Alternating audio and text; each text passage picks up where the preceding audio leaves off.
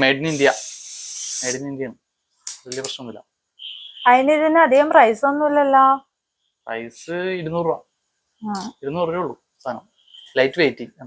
പക്ഷെ ഇത് രണ്ടായിട്ട് വേറെ ഇതുണ്ട്, പ്ലാസ്റ്റിക്കിന്റെ ഉണ്ട്. പ്ലാസ്റ്റിക്കിന്റെ ഉണ്ടെങ്കിൽ ഉണ്ടല്ലോ, പ്ലാസ്റ്റിക്കിന്റെ ആണെങ്കിൽ ചിലപ്പോൾ ഒടിഞ്ഞു പോകും.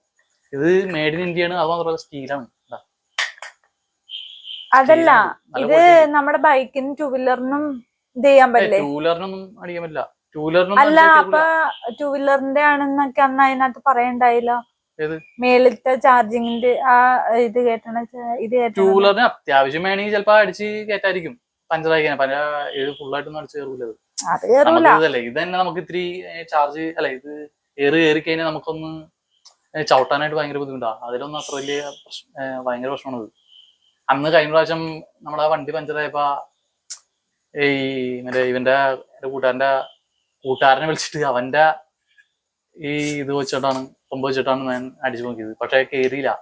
അത് ലാസ്റ്റ് ഇവിടെ മൊബൈൽ പഞ്ചർ ഇല്ലേ, അവരെ വിളിച്ച് മറ്റേ പഞ്ചർ ഒട്ടിച്ചിട്ടാണ് ഇപ്പൊ വണ്ടി എടുക്കാൻ പറ്റിയത്. ഞാൻ വീട്ടിൽ പോയ സമയത്ത് ഞാൻ ഗ്യാരേജിന്റെ അങ്ങോട്ട് പോയി, വണ്ടി ഉന്തിക്കൊണ്ട്. ഞാൻ വീട്ടിൽ പോയ സമയത്തല്ലേ വണ്ടി ഉന്തിക്കൊണ്ട് പോയി ഞാൻ പഞ്ചറായിട്ട്. അത് എന്താന്നറിയാൻ പാടില്ല. അത് ഇവിടെ മറ്റേ നമ്മളന്ന് വെൽഡിങ്ങിന്റെ പരിപാടിയൊക്കെ ചെയ്തതേ, അന്ന് അതില് മറ്റേ ഈ നെറ്റിന്റെ ചെറിയ ചെറിയ കമ്പികളില്ലേ, നെറ്റ് കട്ട് ചെയ്ത കമ്പികള്, ആ കമ്പികള് പീസ് അവിടെ കിടന്നപ്പോ അതിൽ കൊണ്ട് കയറിയിട്ടുണ്ടാവും തോന്നണം. അതാണ് സംഭവം. അതെ, ഇതൊന്ന് അടിച്ചു നോക്കട്ടെ.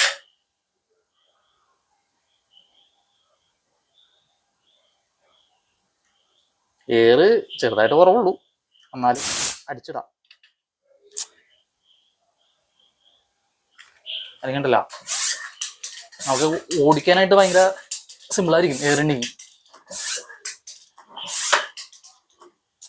അത് റോട്ടിക്കൂടെ ഓടിക്കുമ്പോ നല്ല സ്മൂത്ത് ആയിട്ട് പോകും.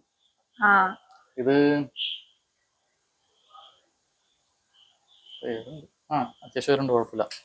ഗിയർ സൈക്കിളാട്ടോ. Gear cycle 21 speed. കയറ്റമൊക്കെ ഇരുന്ന് നോട്ടാം, സിമ്പിളാണ്. ഞാൻ 9ാം ക്ലാസ്സിൽ പഠിച്ചുകൊണ്ടിരുന്നപ്പോ ചെറിയ മറ്റേ ഗിയറില്ലാത്ത സൈക്കിൾ എടുത്തിട്ടുണ്ടായിരുന്നു. ഇവിടെ കയറ്റം വർക്കായതുകൊണ്ട് ആ പരിപാടിയൊന്നും നടത്തില്ല. 2 മാസം